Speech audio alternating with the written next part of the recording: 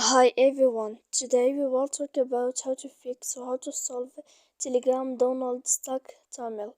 To know how to fix or how to solve Telegram Donald stuck Tamil, you should just go to settings like this. You will click. After that, in this page, you will go to apps, default apps, app settings. When you will see this list, you will go down to find the application of Telegram and you will enter. Then in this page here, you will go to click for stop. When you will end this, you will enter to storage. After that, in this page, you will click clear cache. Then you will go to click manage storage.